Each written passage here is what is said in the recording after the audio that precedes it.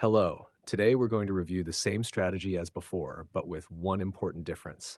This time, instead of using a calculator, we're using this indicator to make everything faster and more precise. In the pivot price section, we enter the pivot value directly from the gold market price on the 3-minute time frame. Pivot type defines whether this pivot is a support or a resistance, so we clearly define which side of the market we're working with.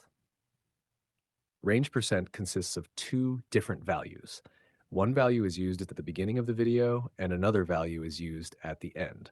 Each one has its own purpose, and neither of them is random.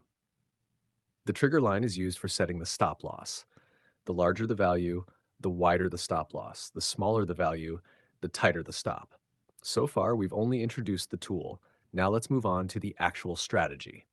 The strategy with this indicator is exactly the same as the previous one. We enter the support or resistance pivot value into the pivot price field and then select the pivot type in the pivot type section. The zone that the indicator gives us is a zone we can treat as a support or resistance area. We can also use this zone for entries after a breakout.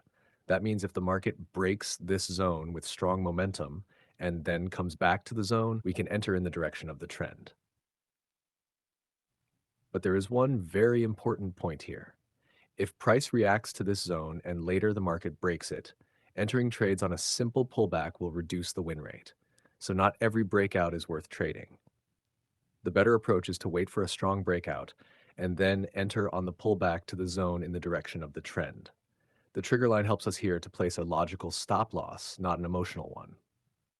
The greater the distance to the trigger line, the larger the stop loss, and the smaller the distance, the tighter the stop.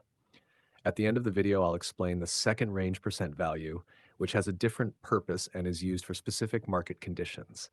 This strategy is not complicated, not crowded, and not random. It's simply designed to make decision-making cleaner and more precise.